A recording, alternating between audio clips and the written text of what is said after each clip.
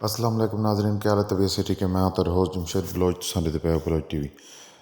जिन्हें सारे channel subscribe नहीं किया अपने चैनल ज़रूर सब्सक्राइब करो, लाइक करो, दोस्तों शेयर करो। आज अस सारे गिन के पे और नीली रावी दी खूबसूरत तोहफा बिलियां बिलियां अखियां छोटा सिंह ते नायाब चीज़ पुट्ठा पुड़ा बहुत ही खूबसूरत थण चड्डे दी बहुत ही नायाब तो बहुत ही अच्छी चीज़।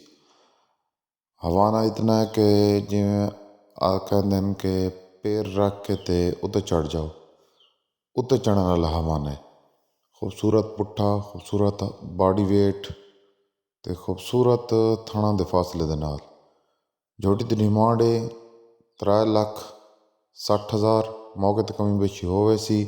जिस भाई को ज़रूरत हो ज़रूर साथ नाल राबता कराए। इसे दे नाल अपने आज दी वीडियो तक करेंगे अख्ताम।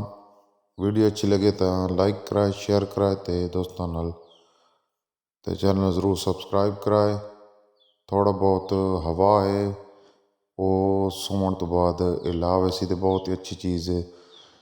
14-15 लीटर कैपेसिटी दे नाल जोटी है। लोकेशन जोटी दी शालम है, तहसील कलोरकोट, डिस्ट्रिक्ट बखर। अगर सारी वीडियो अच्छी लगे तो सारे चैनल ज़रूर सब्सक्राइब कराए, लाइक कराए तो दोस्तों ने शेयर कराए। पाकिस्तान जिंदाबाद, पाक फौज जिंदाबाद।